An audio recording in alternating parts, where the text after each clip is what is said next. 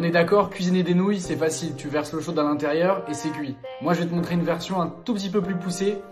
C'est parti. Pour commencer, je fais poêler un steak de bœuf et je débarrasse. Dans ma même poêle, j'y ajoute poivron, carottes, échalotes et ail. Une bonne pincée d'épices et une cuillère de gingembre haché. Je viens mouiller ma garniture avec un bouillon de bœuf et de l'eau. J'y rajoute mon steak que j'ai coupé en morceaux, quelques lamelles de piment frais et des herbes fraîches, coriandre, menthe et persil. J'éteins le feu, puis je rajoute 2 paquets de nouilles séchées. Je mets un couvercle et j'attends quelques minutes que les nouilles imbibent tout mon bouillon. À côté de ça, je me cuis un petit œuf mollet, 6 minutes dans l'eau bouillante, ensuite dans l'eau froide, je l'épluche et le tour est joué. Mes nouilles sont cuites, je viens les mélanger délicatement, j'y rajoute un peu de graines de sésame, j'y plonge mon petit œuf et le tour est joué. Ça change des noodles classiques.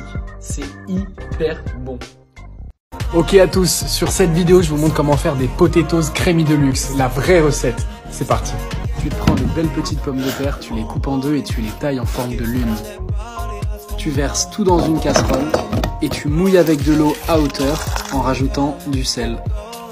Tu fais chauffer au maximum ta casserole et dès que tu arrives à une ébullition, tu ressors tes pommes de terre, tu les verses dans un bol, tu ajoutes de l'huile de colza, du poivre et du paprika. Tu mélanges bien, tu les mets sur une plaque et il n'y a plus qu'à enfourner à 200 degrés pendant 40 minutes. Elles sont bien croustillantes, bien dorées, tu rajoutes ta sauce crémée de luxe que je t'ai montré dans ma précédente vidéo et il n'y a plus qu'à se régaler. Comment faire des liégeois au chocolat super facilement à la maison. Je verse 1 litre de lait dans une casserole et j'allume le feu. Je rajoute 3 cuillères à soupe de sucre et 50 g de fécule de maïs passés à travers un tamis pour à la fin avoir une crème au chocolat bien lisse. Je rajoute 250 g de chocolat en morceaux pour une crème plutôt douce, mais vous pouvez aller jusqu'à 300 g pour une crème un peu plus corsée. Incorporez petit à petit les carreaux de chocolat. La cuisson dure 10 minutes. C'est pas long, mais il faut vraiment mélanger tout le temps pour ne pas brûler le fond de la casserole. Le mélange va s'épaissir assez rapidement. Quand vous pensez que c'est bon, coupez le feu et faites le test de la cuillère. Je plonge une grande cuillère dans la casserole, la crème doit napper le dos de la cuillère et quand je passe mon doigt, la marque du doigt ne bouge pas. C'est parfait, je peux mettre en verrine tant que c'est chaud et attendre que la crème revienne à température ambiante. En attendant, dans un bol, je mélange 25 centilitres de crème liquide, une cuillère à soupe de sucre glace et une cuillère à soupe de mascarpone. Je bats avec un batteur ou un fouet jusqu'à ce que mon mélange se transforme en une magnifique chantilly. J'ai plus qu'à rajouter la crème chantilly sur les crèmes chocolat et voilà, c'est hyper simple, pas très sucré, sans gluten, bref un dessert plutôt cool. Si la recette vous a plu, n'hésitez pas à mettre un cœur et bon appétit. Salut! Aujourd'hui on va faire une salade de chèvre chaud panée. Donc déjà tu coupes de la salade que tu verses dans ton assiette. Tu ajoutes des tomates cerises coupées en deux, tu fais revenir des lardons et tu les ajoutes au reste. Puis tu fais des croûtons de pain en faisant revenir des cubes de pain rassis dans une poêle avec de l'huile d'olive quelques minutes. Pour faire les chèvres panées, tu coupes des morceaux de chèvre que tu passes dans de la farine, dans de l'œuf battu et enfin dans la chapelure. Et tu les fais cuire jusqu'à ce qu'ils soient bien dorés. Tu les déposes sur ta salade et on finit par un œuf poché.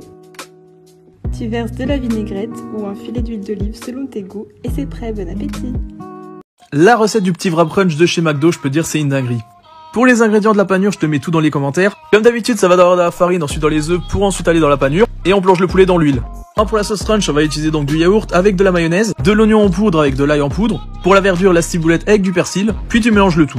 Et maintenant le plus important pour le montage, on met donc la sauce sur le wrap, on rajoute des petits oignons frits, de la salade iceberg, une demi-stoccinette de cheddar et bien sûr notre poulet qu'on a fait frire. N'hésite pas à t'abonner pour d'autres vidéos et on se retrouve très bientôt. Bonne app!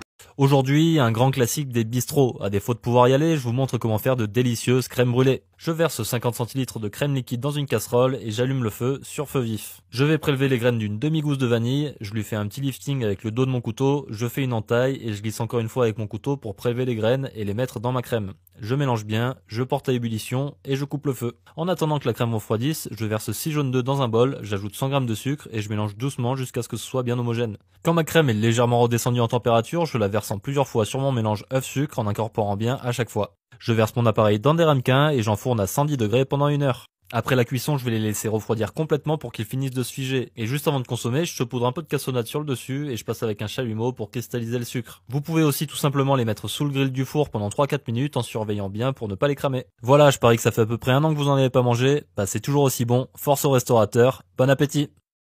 Des brochettes de poulet au saté, y a pas plus simple. Tu commences par hacher 2 filets de poulet. Tu les verses dans un bol et tu y ajoutes de l'échalote ciselée. Une petite cuillère de gingembre haché, de la maïzena, tu te casses un œuf et t'assaisonnes ta farce avec du sucre, du sel et du poivre. tu mélanges bien ta préparation. Avec ta cuillère, tu te fais des petites boules que tu viens plonger dans une eau bouillante pendant 3 minutes. Ensuite, tu les débarrasses et tu viens les piquer avec 2 bouts de bois. Juste avant de les enfourner, tu viens les laquer. Dans une casserole, tu ajoutes du soja, du saké et un peu de sucre. Tu fais réduire ta préparation pour obtenir un caramel et venir tremper tes petites brochettes de poulet. Là, ça peut partir au four à 200 degrés pendant 15 minutes. Bien sûr, avec ça, il te faut une sauce. Dans un bol, tu rajoutes de la poudre de saté, une cuillère de beurre de cacahuète, un bon jus de citron vert et tu mélanges. Tes brochettes sont bien laquées, tu viens te les tremper dans ta sauce saté et c'est régalade. Aujourd'hui, on fait une recette pour les étudiants. Tu coupes en tranches des champignons que tu fais revenir dans de l'huile d'olive. T'ajoutes une gousse d'ail, du poulet coupé en morceaux. T'oublies pas de rajouter du sel. Ensuite, tu verses de la crème, une grosse cuillère de moutarde à l'ancienne et une petite cuillère de moutarde de Dijon, un peu de persil. Et pour une sauce bien crémeuse, n'oublie pas d'ajouter un peu d'eau de cuisson de tes pâtes. Quand tes pâtes sont cuites, tu les égouttes et tu les verses dans ta préparation. Tu mélanges bien pour répartir la sauce partout. Et c'est prêt, bon appétit! Salut à toi, aujourd'hui je te présente la recette d'un burger temporaire chez McDonald's, le Royal Deluxe. Pour commencer, tu vas mettre une cuillère à soupe de moutarde à l'ancienne, ainsi que 2 cuillères de moutarde forte. J'ajoute à ça un peu de jus de citron et un jaune d'œuf. Ensuite, tu vas pouvoir mélanger pour avoir un mélange assez homogène. Quand le mélange est bien homogène, tu rajoutes de la crème fraîche et tu remélanges avec un peu de sel et un peu de poivre. Une fois la sauce finie, tu vas commencer à faire cuire tes steaks hachés sur une plancha ou dans une poêle.